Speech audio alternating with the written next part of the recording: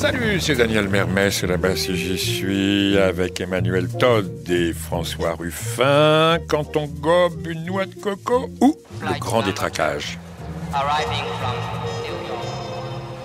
Voilà, et bien avec nous aujourd'hui deux politologues qui s'appellent François Ruffin, bien connu des auditeurs de là-bas si j'y suis, et un autre politologue qui est plus que politologue, comme Ruffin n'est pas seulement politologue, qui est Emmanuel Todd. De quoi est-ce qu'on va parler? On va partir peut-être des petits bouquins que sort François Ruffin chez Fakir, des petits bouquins pas chers d'ailleurs. Il y en a un qui s'intitule « Faut-il faire sauter Bruxelles ?» La réponse, à mon avis, c'est oui. On la met à la fin du livre pour maintenir le suspense. Voilà, jusqu'au bout. Et puis un autre bouquin, Pauvres actionnaires, 40 ans de discours économique du Front National passé au crible par François Ruffin lui-même, suivi d'un entretien avec Emmanuel Todd. C'est écrit un tout petit Emmanuel Todd. Mais enfin, quand même, c'est une partie du bouquin. Alors, on va peut-être partir de ça, ou plutôt, avant d'aller vers ces thèmes qui sont suggérés, le Front National, l'Europe, on va peut-être vous demander, par exemple, à Emmanuel Todd, vos réactions. On est lundi, lendemain du premier tour des élections municipales. On sait votre approche à travers la démographie de notre société, de notre culture, des profondeurs de ce pays. Est-ce que, au vu des résultats de ce premier tour, vous voyez une coïncidence et des affinités entre votre travail et ces résultats? Oui, je pense que je suis un peu comme tout le monde en ce moment. Je pourrais faire un numéro de genre, je ne suis pas très surpris par les résultats. C'est-à-dire que d'un côté, il y a une poussée du Front National qui est dans un sens normal, c'est-à-dire vu les niveaux de nullité auxquels on est arrivé au niveau gouvernemental et d'irresponsabilité auxquelles on est arrivé dans la droite dite classique, ça aurait été quand même super étonnant, dans l'ambiance de décomposition économique actuelle et de ridicule international européen, ça aurait été assez étonnant que le Front National ne fasse pas un bon score. Et il l'a fait.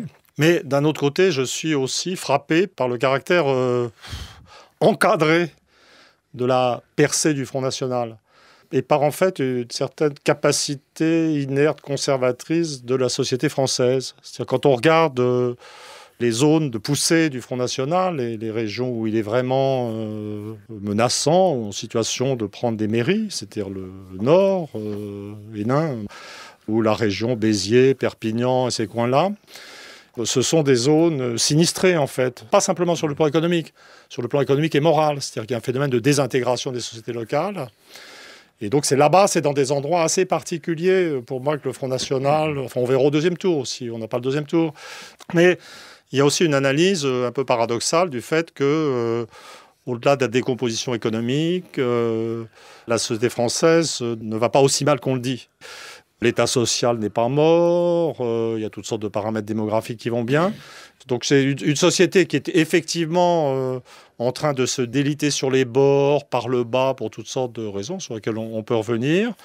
Et bien donc c'est normal d'avoir une poussée du Front National, poussée de l'extrême droite. Puis les socialistes, la droite, sont toujours là, commentés, de plus en plus endormis à la télévision. C'est vrai que le dialogue... J'ai regardé hier soir le résultat électoral, ce pays de droite et de gauche. Je ne sais pas si c'était moi ou si c'était eux, mais je les ressentais comme étant pas vraiment dans le truc. Donc on voit bien que le conflit de droite-gauche est pour une bonne part une vaste comédie. Donc je suis pas... Voilà. Et François Ruffin, qui vient d'Amiens, t'es venu d'Amiens ce matin directement jusqu'ici. T'es aussi serein qu'Emmanuel Todd? J'ai pas dit que j'étais serein, c'est horrible. J'ai entendu ça. Oui, non, ça mais va dire qu'une société n'est pas au bord de l'effondrement, ça n'est pas être serein. J'aurais pu dire, c'est hallucinant, la société française est sortie de l'histoire. Vous voyez, c'est la Belle au bois dormant, c'est juste ridicule. Non, serein n'est pas le mot. Alors, moi, vous voulez une vision picardo-centrée, donc je vais vous l'offrir. Concernant le Front National à Amiens, par exemple, au hasard, il était absent, il a été quasiment absent pendant 10 années dans la ville. Il n'y a pas eu un tract du Front National de déposer dans ma boîte aux lettres. Pour l'affichage, le candidat du Front National a dit que l'affichage n'était pas sa priorité. Les bulletins sont arrivés trop tard pour que les professions de foi soient glissées à l'intérieur des enveloppes. Donc ça n'était même pas glissé à l'intérieur des enveloppes. Et malgré tous ces handicaps, le Front National fait 15% à Amiens, sachant que Amiens est une ville qui se porte grosso modo mieux que la Somme ou que le reste de la Picardie. Donc je pense que là, il y a quand même une percée réelle du Front National, en tout cas dans ma région. Maintenant, je me propose d'expliquer le raisonnement d'Emmanuel Todd. La pensée d'Emmanuel Todd. Voilà. Je voudrais expliquer le toddisme. Le toddisme concernant concernant le Front National. Je crains le pire, il a un style très particulier. Il y a deux analyses qui, pour moi, se cumulent dans la pensée d'Emmanuel Todd concernant le Front National, mais aussi concernant la situation économique de la France, et ainsi de suite. Le premier type d'analyse, qui est dans l'illusion économique, un bouquin qui est paru à la fin des années 90, c'est en fait un raisonnement de classe. C'est de dire, aujourd'hui, les délocalisations, la mondialisation, la perte du niveau de vie, ça frappe une classe particulière qui est les ouvriers et le reste des classes populaires qui sont frappés en premier lieu. En revanche, la petite bourgeoisie ou les classes éduquées et ainsi de suite échappent à cette mondialisation. Et donc, on a là un phénomène qu'il appelle le divorce des deux cœurs sociologiques de la gauche.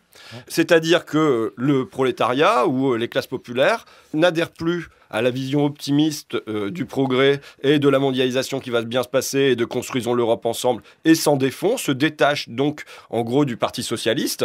Et de l'autre côté, les classes éduquées qui ne sont pas frappées en premier lieu, c'est pas qu'elles adhèrent à cette mondialisation, mais elles l'acceptent par ce qu'il appelle du passivisme. Et donc on a là politiquement quelque chose qui se passe, c'est le divorce de ces deux cœurs sociologiques, avec un électorat ouvrier ou populaire qui part tantôt dans l'abstention, tantôt dans le vote Sarkozy, tantôt dans le vote Front National, et de l'autre côté, les classes éduquées qui demeurent fidèles au Parti socialiste, en gros. Et donc voilà, et ça c'est un raisonnement qui, moi, comme crypto-marxiste, me convenait assez bien, et on disait donc voilà, qu'est-ce qu'il faut faire ? Il faut que les classes éduquées se mettent dans la tête, par solidarité avec les classes populaires, que si elles veulent pas qu'elles votent Front National, qu'on lutte ensemble contre cette Europe-là, contre cette mondialisation. Maintenant, il y ajoute un deuxième type de facteur. Et c'est là que ça devient un petit peu plus compliqué. Le deuxième type de facteur, c'est qu'il dit, attention à cette frappe sociologiquement ciblée, il y a ce qui se passe dans le vote Front National, c'est un glissement géographique. C'est-à-dire qu'auparavant, le vote Front National était un vote qui était extrêmement corrélé, très proche des lieux d'habitation des immigrés. Et il y avait une très forte corrélation entre le vote Front National et la présence des immigrés. Et ce qu'il observe, c'est que cette corrélation, elle se distend complètement, voire elle n'apparaît plus du tout. Et il voit autre chose. C'est le boulot que j'ai fait avec le Braz. Hein. Oui, c'est ce qu'on appelle la deuxième couche de Todd. C'est plus dans l'illusion économique, mais c'est dans le mystère français. Donc là, il y a quelque chose qui passe sur le terrain géographique. Et il dit... Regardez, qu'est-ce qui se passe ? Le vote Front National est en train d'occuper toutes les zones géographiques qui ont fait la Révolution française, tout ce qu'il appelle, en tant que démographe, de tradition libérale égalitaire. C'est quoi ces zones ? C'est le Nord-Pas-de-Calais, c'est la Picardie, c'est la Champagne, c'est la Lorraine, c'est la vallée du Rhône, c'est la Provence. Et on a là toutes ces régions qui ont fait la Révolution française, plutôt jacobines, enfin, ainsi de suite, qui, là, ont un fort vote Front National. Donc là, moi je dis, mais alors là, on peut prévoir une victoire du Front National, si jamais ils arrivent à occuper le cœur politique du pays. Et là, Todd introduit une nouvelle donnée, qui est à l'intérieur de ce... Philippot m'avait dit ça, après une émission. Voilà, alors vas-y, fais Philippot. Non, c'est tout. Non, c'est toi qui faisais Philippot. Florian Philippot lui dit, alors... Florian Philippot dit à Todd, mais alors, si c'est comme ça, le Front National, on va conquérir le pays. Mais il était moins articulé que toi quand même. Mais Todd dit, attention, il y a un souci pour le Front National, c'est-à-dire une chance encore pour la République, c'est qu'il y a le verrou de la région parisienne. Et c'est le cœur politique du pays, c'est la région parisienne. Qu'est-ce qui se passe dans la région parisienne ? On voit vote Front National à Paris, aujourd'hui 7%. Ah oui, c'est tout à fait vérifié par la dernière élection. Oui. Pourquoi ? Parce que dans la région parisienne, il y a un double phénomène, c'est une surreprésentation des éduqués, des gens qui ont un bac plus 2, bac plus 4, bac plus 5, des classes supérieures qui sont surreprésentées, et également une très forte présence des immigrés et des enfants d'immigrés. Et donc finalement, il y a une alliance objective qui se forge entre ces deux groupes, entre les très éduqués qui refusent de voter Front National et d'être assimilés au Front National, et évidemment les immigrés et les enfants d'immigrés qui sont fortement présents en région parisienne. Et donc là, il y a comme un verrou au milieu de tout ce qu'il appelle la zone de tradition libérale égalitaire qui se fait, et qui fait que là, il y a une tension. On ne peut pas dire que le Front National, il emporte dans le pays, parce qu'il y a quand même ce cœur politique du pays qui continue à résister, quoi.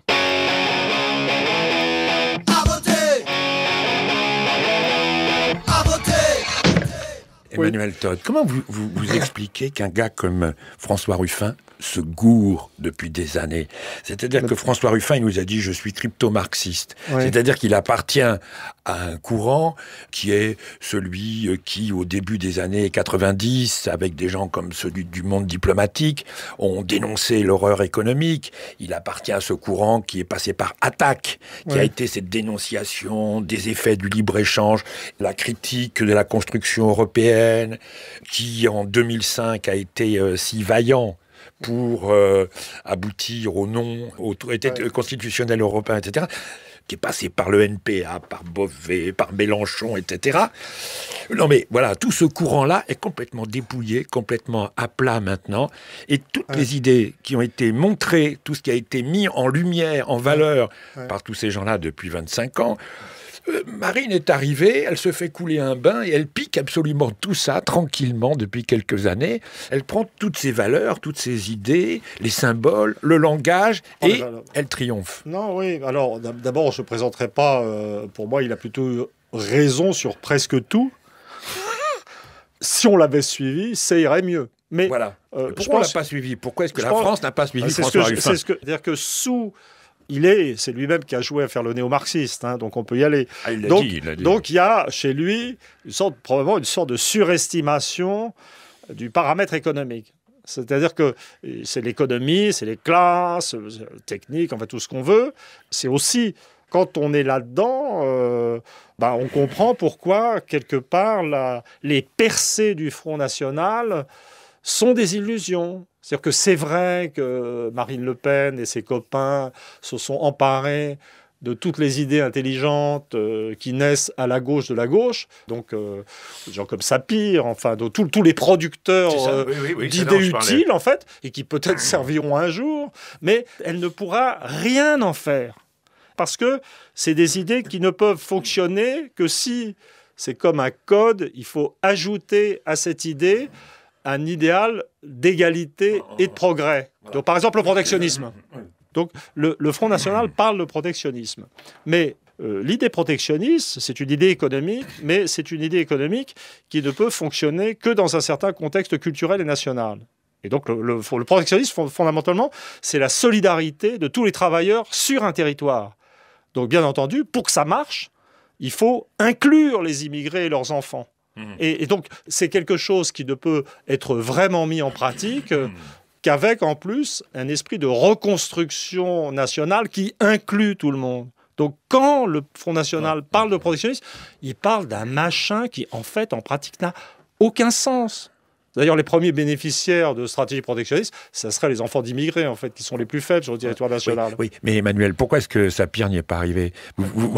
Non, mais vous citez, on va citer certains souverainistes, certains courants souverainistes, on va citer effectivement les idées de Sapir sur le protectionnisme, etc.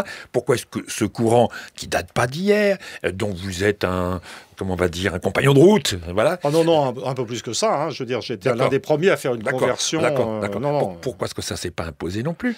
Parce que ça ne s'est pas imposé, mais ça ne veut pas dire que ça ne s'imposera pas. Ouais. Et je veux dire, il y a des virages, etc. On est aussi à un moment de l'histoire où le néolibéralisme est au bout de son cycle. On est dans un renversement, au bord d'un renversement de l'histoire qui dépasse largement la société française. On est aussi dépendant de ce qui se passe ailleurs. Donc le renversement est tout à fait possible. Et l'idée que les économies occidentales doivent se stabiliser et se reconstruire en utilisant plus de régulation et de protection, c'est une idée dont on peut tout à fait imaginer qu'elle progresse aux États-Unis. D'ailleurs, elle progresse en fait aux États-Unis. C'est ce qu'était le dernier discours d'Obama.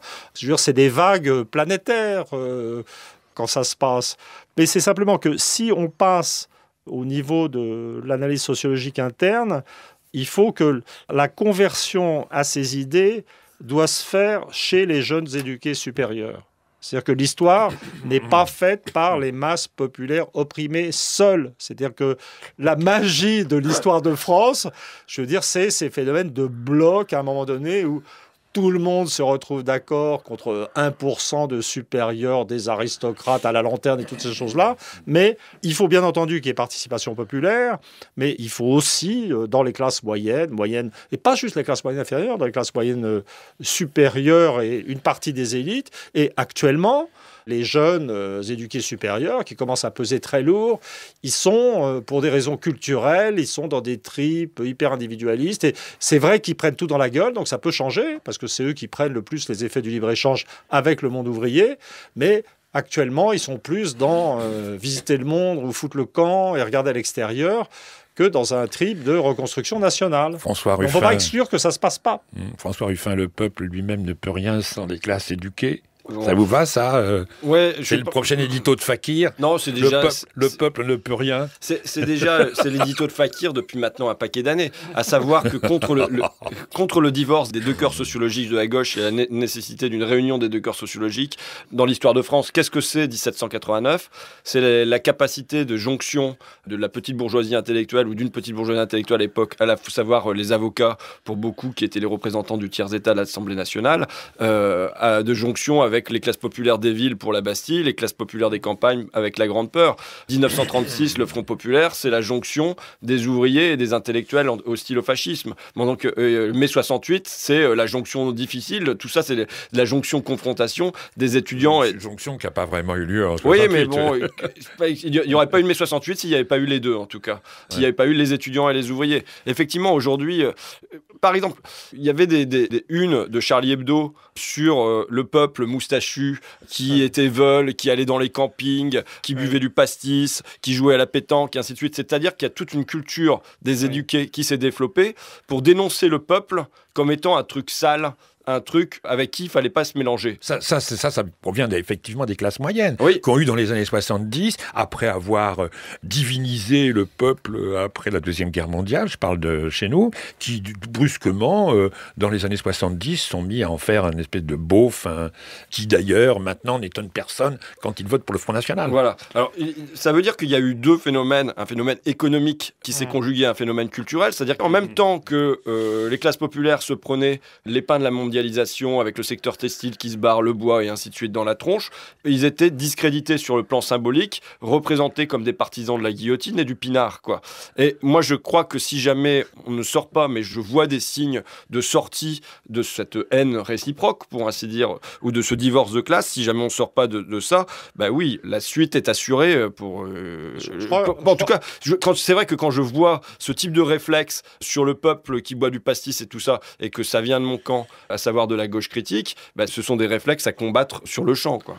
Des réflexes à combattre, mais ça ne dispense pas de réfléchir de façon concrète à ce qu'est devenu le peuple. C'est-à-dire que derrière ces caricatures, ces mises en boîte de prolos, il y a cette espèce de déception des élites d'extrême gauche de ce que le peuple, tout d'un coup, manifeste une aptitude à la révolution plus du tout certaine. Et la réalité, c'est que c'est vrai qu'actuellement, les milieux ouvriers, je veux dire, on en pris plein la gueule à cause de la mondialisation. C'est tout à fait évident dans le Nord, dans l'Est, etc. Mais je crois qu'il ne faut pas non plus oublier tout ce qui s'est passé pour les milieux populaires en termes de niveau de vie depuis la Deuxième Guerre mondiale. Et l'acquis d'enrichissement, je vais faire le coup vache mais régulier.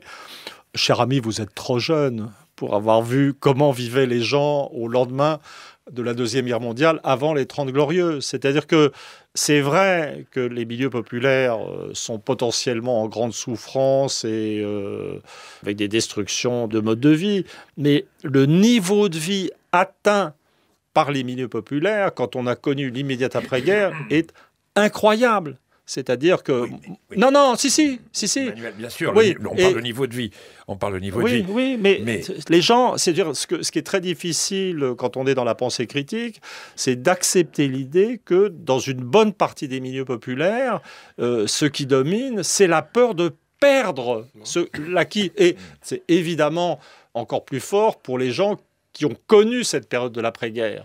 C'est-à-dire que les gens qui ont connu les périodes où les gens n'avaient pas de salle de bain, pas de toilette, où il y avait des seaux à merde et des choses, où les gens n'avaient pas de voiture. Donc il y a cet acquis d'enrichissement. Oui. Et donc ça donne, par exemple, je veux dire là, alors les ouvriers, ils votent Front National, ils ne sont pas contents, ça ne suggère pas une grosse adhésion à l'idée d'égalité, mais l'un des phénomènes incroyables auxquels on a assisté au début de la dernière période de désindustrialisation, c'est des gens il y avait encore une époque où les gens voulaient sauver leur outil de travail, et ensuite le problème c'est d'arriver à l'âge de la retraite pour sortir du jeu économique complètement et atteindre, comme dans les jeux là, aux banques, atteindre le moment où on devient un petit niveau, mais quand même à un niveau qui est très élevé par rapport à ce qui existait avant, un rentier du système. Alors ça, évidemment, pour les jeunes, c'est affreux. Il y a aussi cette dimension des classes d'âge. Donc je pense qu'il ne faut pas... La mise en boîte des milieux populaires, style Harakiri, est simplement insupportable. Vraiment insupportable sur le plan moral. Mais on ne peut pas se dispenser d'une analyse de ce que sont devenus les milieux populaires et de l'adhésion, quand même, malgré tout, d'une bonne partie de ces milieux populaires, de soumission à l'idée d'inégalité, malgré tout. La grande différence, quand même, qui pouvait exister entre ces époques que j'ai vécues, vous moins, mais moi plus, c'est quand même qu'il y avait un espoir. Demain, ça ira vachement mieux. Et qu'on le veuille ou non, il y avait une foi qui a été trompée, comme on sait, dans le communisme. Il y avait les églises aussi, qu'on oublie toujours là-dedans, et qui portaient aussi une vision d'espoir. Il y avait aussi une certaine droite technologique qui... Demain, ce sera vachement mieux. Il y avait des innovations technologiques tous les jours. Il y avait une espèce de devenir et une sorte d'espoir, d'espérance. Chacun avait la sienne, en gros. Ça, je ne la trouve plus du tout aujourd'hui. Oui, mais ce qui est très difficile d'accepter intellectuellement, c'est l'idée qu'une bonne partie des problèmes qu'on a aujourd'hui, de cette inertie, de ce conservatisme généralisé, c'est le résultat du succès des attitudes antérieures. C'est-à-dire qu'en fait, on est en train de payer la note idéologique pour le succès de cet espoir et de cette activité de la droite, de la gauche, etc., réunis. Et donc là, on arrive à un moment on est comme sur une sorte de plateau. D'ailleurs, il y a une sorte de... Peut-être ça va redémarrer, d'ailleurs, sur le plan éducatif. Peut-être que... l'histoire n'est pas terminée, elle continue. Hein. Pour moi, c'est la même chose de dire, il y avait un espoir, on allait en avant. Et puis de dire maintenant, ça y est, on est arrivé à un plateau, tout le monde est très enrichi. Alors, la société commence à souffrir, à se déliter sur ses franges. Peut-être maintenant, on en est à 20% de gens qui ne vont pas bien. Mais il y a des verrous suffisants. Il y a des régions, des blocs, la région parisienne ou les grandes métropoles régionales. Et puis, il y a des tranches d'âge qui sont de plus en plus importantes avec le vieillissement. Et il y a un phénomène actuellement de stabilisation conservatrice de la société. Mais je veux dire, de toute façon, là où Ruffin a complètement raison, c'est que si on en reste là et si on ne fait pas comme il dit, ce qui reste d'industrie va foutre le camp, le niveau de vie va baisser comme en Angleterre. Et puis là, on peut se garantir qu'on est reparti pour un tour de manège beaucoup plus agité. Approchez, messieurs, dames, aujourd'hui, référendum est à l'électrique, c'est gratuit, votez pour nous. Venez rejoindre la communauté, approchez. Oh, l'humain, ça patifole, ça fredonne en bleu et or, ça flotte au vent et ça s'affole. Ça nous nargue splendeur et d'étoiles en cercle sous nos yeux. Et réunification de vieux colons de notre histoire qui mènent les foules aux abattoirs, rassemblés pour fuir leur mémoire. Ça fédère cette ambiance austère et ça m'amène dans ce calvaire. Ça vient d'en haut, c'est traître mort. L'euro, c'est la monnaie, pour concurrence, c'est le dollar. Pour les renards de la finance, ou les avars sans conscience, ça change rien à ton ghetto. Faudra toujours se lever tôt, l'économie de nos pays est partie bien loin de nos vies. Attention, messieurs, dames, on va commencer deuxième tour, référendum gratuit. Ça parlemente et ça s'évente, ça s'enrichit de grands slogans et ça s'oriente dans la vente en oubliant la vie des gens ou en nous prenant en otage, loin des cultures et du partage, d'un monde qui se voudrait plus sage, loin de l'amour et du visage, pourrait briser toutes les frontières sans devoir marchander son frère. Hey, à quoi bon s'unir pour être plus fort si l'on s'enlise dans ces temps? On l'a parler d'Europe sociale, mais on a eu une banque centrale. Ils veulent combattre l'Amérique sur le terrain économique. De la fusion, fonds de pension, ils construisent notre prison. Et font leur fric avec la peau de ceux qui n'auront pas d'euros. L'euro c'est la monnaie pour concurrencer le dollar. Pour les renards de la finance, ou les amas sans conscience, ça change rien à ton ghetto. On aura toujours seul veto, l'économie de nos pays est partie bien loin de nos vies.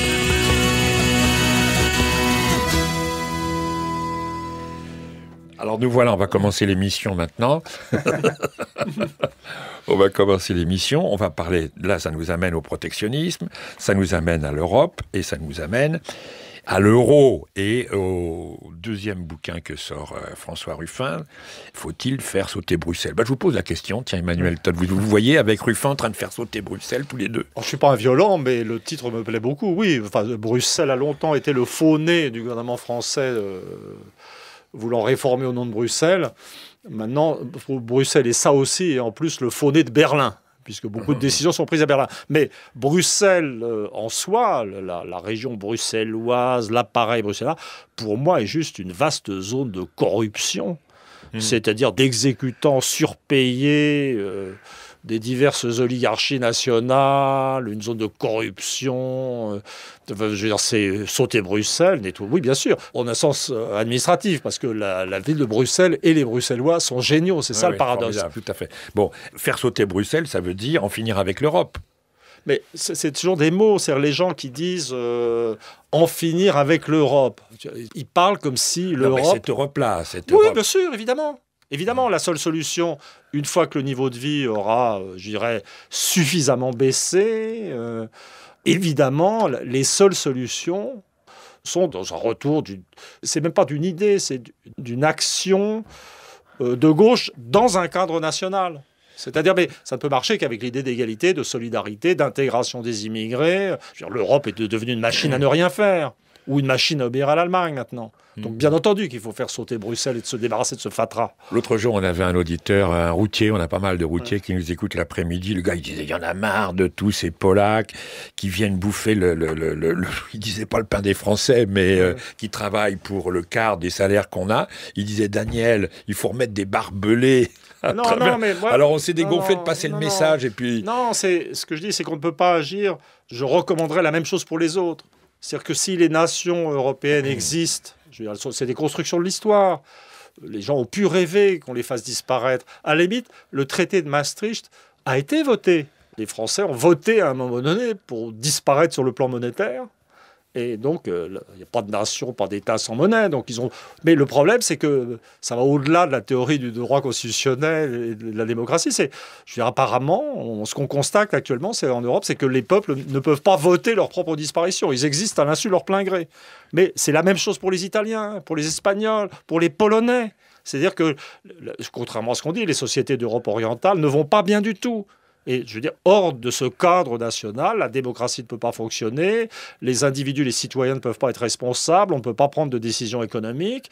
Et donc, ce n'est pas juste de se protéger contre les autres. Il s'agit de se mettre dans un cadre où on peut agir solidairement et être responsable de soi. À quoi ressemble ce cadre ? Alors, si c'est pas... On revient aux États-nations ? Ouais. Oui, d'accord. Je veux dire, la nation, c'est un truc qui marche.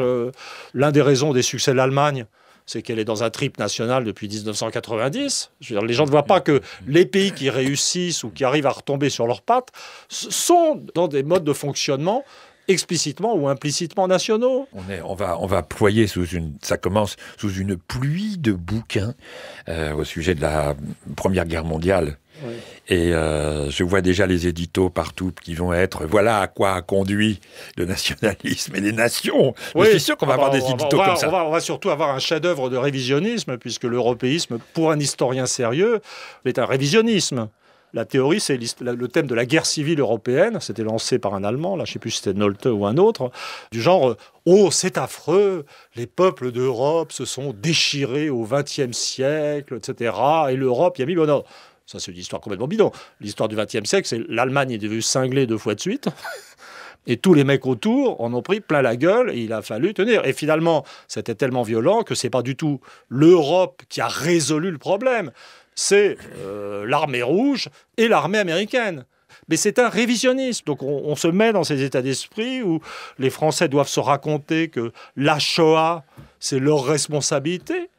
Oui. C'est pas vrai. Je veux dire, c'est juste pas vrai. Je veux dire, les Juifs en France ont eu le taux de survie le plus élevé d'Europe, malgré Vichy. Oui, donc c'est simplement... J'imagine qu'on va entendre des monceaux d'âneries... alors que dès les premiers jours de la guerre, l'armée allemande en Belgique a commis des atrocités en 1914 en utilisant des civils belges comme boucliers humains. Et François Ruffin, moi, on se connaît depuis pas mal de temps. Je t'ai vu développer ton idée protectionniste, mais timidement, peu à peu. En te disant toujours, si ça se trouve, je suis en train de parler comme au Front National, je suis en train de parler comme Marine. Donc c'est pas évident. Todd, il fait ça depuis... mais je veux dire, maintenant ça va, et puis bon, oui. Voilà, mais il y a des moments où c'était tangent. Je veux dire, le nombre de mecs qui ont essayé de mettre dans un coin... Le perroquet de Marine. Non, c'était avant, c'était une autre époque, oui. Mais c'était une sorte de jeu, je donne pas de nom. Je pense qu'il y a un truc qui se déroule là, il y a une bataille idéologique interne à la gauche critique. C'est-à-dire qu'effectivement, pendant très longtemps, se dire que le traité de Maastricht, non, on ne voyait pas trop. L'euro, est-ce que c'est vraiment une bonne chose? Remettre des taxes aux frontières, pourquoi pas? Ce genre de choses-là était censuré et se produisait une autocensure chez ceux qui se posaient la question. Parce que dominer à gauche, c'est-à-dire avec le Parti socialiste, l'espoir européen, l'espoir de la libéralisation mondiale. Et par ailleurs, dans la gauche critique, il y avait un altermondialiste, et il y a toujours un intermondialisme qui espère que le monde il va y avoir une instance qui va gouverner le monde autrement, où les peuples vont se réveiller et orienter le monde autrement à l'échelon mondial, ou un alter-européisme qui espère que les peuples européens vont se réveiller tous de concert et envoyer des représentants différents au Parlement européen, ou alors faire une révolution commune et que ça va bouleverser la face de l'Europe. Et donc en fait, on a une bataille interne à la gauche critique qui se déroule en ce moment, mais qui se déroule depuis un certain temps, où ces alter-mondialistes, alter-européistes, qui sont aussi mes camarades, mes copains, mais ont eu longtemps le vent en poupe, ont dominé la sphère publique, ont été des invités de l'émission Là-bas si j'y suis, ont écrit dans le Monde Diplo et écrivent dans le Monde Diplo et ainsi de suite, et où en ce moment il y a un groupe informel d'intellectuels qui fait entendre notre son de cloche sur la question de l'euro, sur les questions européennes, sur les questions de la mondialisation, sur les questions du protectionnisme. Il y a Aurélien Bernier, il y a Emmanuel Todd, il y a Jacques Sapir. Non, je dirais que ce qui est important, c'est Ruffin et Bernier, parce que la question de la stratification par âge est très importante. Je suis démographe, donc, et actuellement, je commence à militer pour l'extermination de ma propre tranche d'âge. Hein, je suis à 2 ans de la retraite. Et honnêtement, ce que les gens de mon âge pensent n'est plus tellement intéressant. Les idées, en général, ne meurent pas au terme d'une joute intellectuelle extraordinaire. Elles meurent avec les gens qui les portent. Hollande et Sarkozy doivent avoir quelques années de moins que moi, mais bon, en gros, à la louche, c'est quand même un peu la même génération. C'est des mecs qui pensent plus depuis 30 ou 40 ans, qui sont fatigués. Là, il y a simultanément une faillite du système qui devient évidente. On va assister au naufrage intellectuel et politique d'une génération. Et puis, il y a d'autres générations. Moi, quand je faisais des conférences au début sur Maastricht, j'ai vraiment une déformation de démographe. Hein. Je vois le monde par tranche d'âge et par structure familiale. Et donc, au moment de Maastricht, les salles d'opposants, c'était des vieux. C'était des vieux. Et ce qui est tout à fait évident maintenant, c'est que les attitudes critiques sont en train de se déplacer en termes de tranche d'âge. Donc ça bouge, en fait. Alors, cela dit, il me semble qu'au stade actuel, vu la vitesse des évolutions en Europe, j'ai pas l'impression que les évolutions idéologiques en France arriveront à maturité avant une crise du système qui viendra pour des raisons internationales. Mais qu'est-ce qui fait mûrir les mentalités? C'est bien, c'est qu'il me coupe la parole pour me dire que je dois la prendre. Non, vous pouvez couper tout, là. Oui, pardon. Oui. Non, c'est ouais, bon. vas-y. Non, dans un autre entretien qu'on avait eu, Emmanuel Todd soulignait qu'on était dans cette bataille idéologique dans un moment d'homogénéisation d'une contre-pensée. C'est-à-dire que la difficulté, c'est que jusqu'à maintenant, pour résister au système dominant, en gros, la pensée libérale, il faut des égos assez forts, me disait-il, oui. Parce qu'on a en face un rouleau compresseur et effectivement, il faut un certain orgueil pour y résister. Ce qui fait qu'il y a une somme d'idées différentes, chacun sur son précaré, et qu'on est dans un moment peut-être où il y a une homogénéisation d'une pensée critique sur l'euro, sur l'Europe qui est en train de se construire, quoi. ce qu'il faut bien voir, c'est que l'une des grandes forces de ce qu'on appelle la pensée unique, c'est pas que les gens sont porteurs de leurs idées d'une façon très nette, très violente et très déterminée. J'ai beaucoup réfléchi à ces phénomènes de croyance ces derniers temps, d'ailleurs au niveau du système familial, plus que ces idées-là. Mais c'est que ce qui fait la force d'une idéologie, c'est qu'elle est faiblement portée par beaucoup d'individus qui pensent très peu. Des gens, on peut prendre, il y a quelque temps, on aurait pu prendre des gens au pouvoir, on aurait pris des gens de droite, mais là, c'est des gens de gauche. Donc, c'est quoi? Bon, Hollande, Fabius, Moscovici, Sapin, tout ça, c'est des gens qui pensent très peu. Je pense que ça serait une erreur de croire qu'ils ont le cerveau et l'esprit rempli d'une forte volonté, avec une morale d'un certain type, une réflexion extraordinaire. Fondamentalement, c'est des gens... Peut-être même ne pensent-ils pas du tout. C'est-à-dire, moi, quand je vois des gens comme Moscovici ou Fabius ou Hollande, eux, je les ai vus, je ne connais pas bien, mais je les ai vus à beaucoup de portées. C'est des mecs que j'ai jamais entendu dire un truc intéressant ou intelligent. Et il m'arrive de penser, de me dire, mais peut-être, en fait, ce sont des puceaux de l'esprit. C'est des gens qui ne savent même pas ce que c'est qu'avoir une idée. Quelque chose comme ça. Et donc c'est vrai qu'en face, un mec comme Sapir, il a des idées, il y a des époques où j'étais pas d'accord avec lui, et c'est vrai que les gens qui ont résisté à ça sont... peut-être qu'on est tous un peu givrés quelque part aussi, il y a une sorte de rayure qui